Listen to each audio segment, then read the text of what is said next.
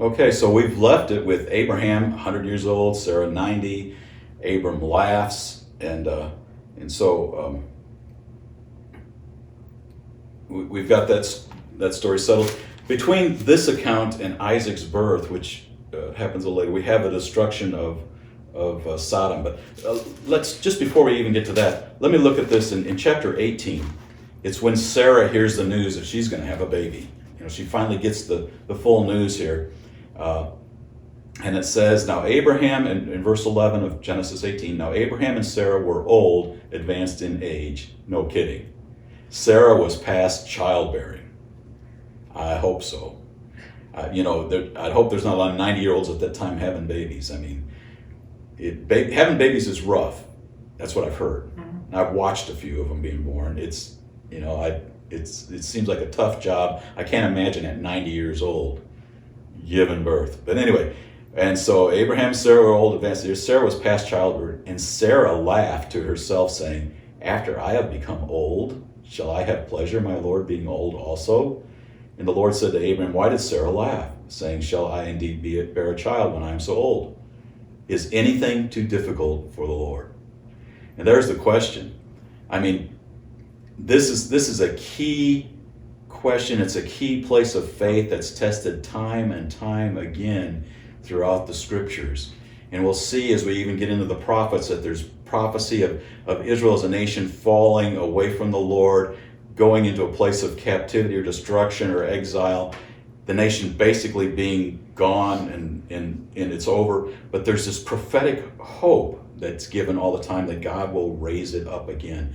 And we see that that's a common theme. God will raise it up again. He will even raise up the old to bear children after their time of childbearing. He can even raise the dead. And this is a common thing. And not only does he raise the dead as far as he raises the future Messiah from the dead, Jesus, the Messiah from the dead, but he also raises nations from the dead. And I think one thing that's missing, I'm afraid, in these days, is that people look at Israel and how they've broken covenant with the Lord, and how they've drifted from the Lord, and how they've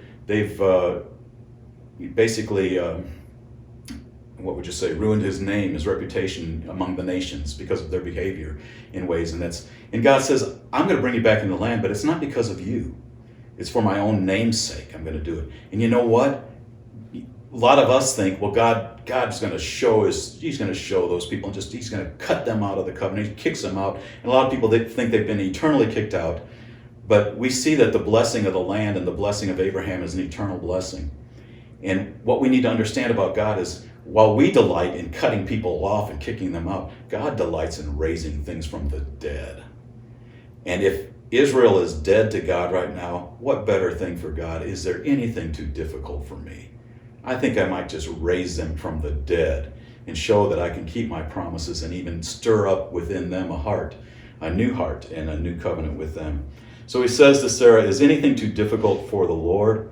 At the appointed time I'll return to you at this time next year, and Sarah shall have a son. Sarah denied it, however, saying, I did not laugh. Usually when God's making a declaration, he's not in a conversation about whether what he said is true or not. And so it's not a real good thing to try and say, God, you don't have that exactly right. And she was afraid, and I think we can all understand that. We back out. Heard stories of, I think, Anita, when she was little, she was the only one in the house and with her mom, and there was spilt milk in the refrigerator, and mom asked, did you spill it? And says, I didn't spill it. Well, why would you say that when it's obvious? There's no other, did mom go in there and spill it and then ask who spilled the milk? But I think we do it out of fear. And we've all probably done things like that. Sorry to implicate my wife on that one, but the first example came to mind. She said, no, I did not laugh, for she was afraid. And he said, no, but you did laugh. And it's interesting because Isaac means he laughs, and both Abraham and Sarah laughed. It seems like Sarah got more of a rebuke on it here somehow. Of course, Abraham immediately had an answer. Oh, that Ishmael may live before you, Lord, And so, but Sarah didn't have such an answer. She just thought, that ain't going to happen. But is there anything too possible for the Lord? Now, that question is not God looking for information. Is anything too difficult for me? He's not saying, no. Leslie Jones was here in the office with me. I said, Leslie, is there anything too difficult for me? This is the Lord. I just want to know. Can you give me your input on that? He's not asking for information. He's making it's a rhetorical question with an already understood answer that, no, there is not anything too difficult, and you're going to see it.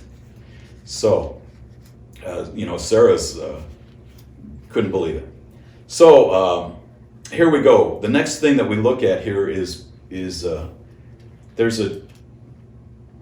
chapter that deals with Sodom. Now, Sodom was a place that was inhabited by Abraham's nephew Lot, and he took that land. And while Abraham took the land that we now know as Israel, Lot took the land that on the other side of the mountain that looked better at the time. Now, if you go to that place in these days, it doesn't look so good, but it looked better at the time.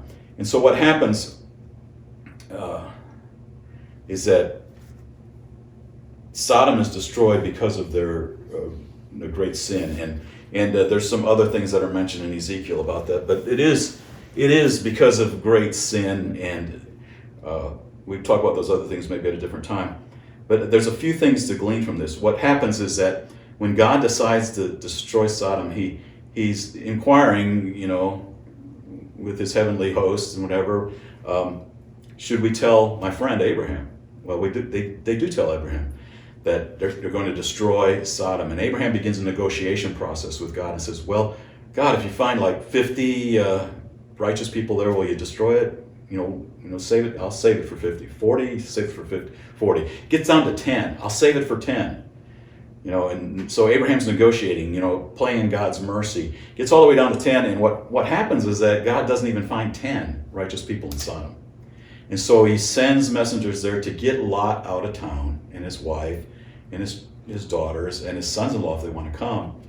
But what happens is that the place has become so wicked, and the sin is so pervasive, that when the angels come to take Lot out of the city, the men of Sodom try to rape these angels. And Lot it says in Hebrews, the righteous soul is vexed or confused or really just in turmoil because of the environment that he's living in. And he makes this incredible negotiation with those men that are trying to rape the angels and says, hey, no, take my daughters instead. Talk about being vexed. Talk about being confused by your environment. The New Testament tells it like this: do not be deceived. If it says that means there's a good chance you can be deceived. Do not be deceived. Bad company corrupts good morals. And Lot, living in that city, it says in Hebrews, his righteous soul. So God still considered Lot as a righteous being, but his righteous soul was vexed by the environment that he was in. And God could not even find 10 righteous people there. And so when the invitation came to leave the city, that judgment is coming, when it was told to Lot's son and sons-in-law, it says he appeared to them to be joking. They thought, there's not going to come judgment. What are you talking about? There'll be no judgment here. No, everybody's doing it. Everybody's doing this. How often have we heard that kind of reasoning? And just because everybody was doing it doesn't mean judgment wasn't coming. In fact, if they had understood that judgment came in Noah's day when everybody was doing it, they could understand that judgment could be coming in their day when everybody was doing it. Just because it's a common thing does not mean it's righteous. And so there's something we can learn from that. So we get through that point.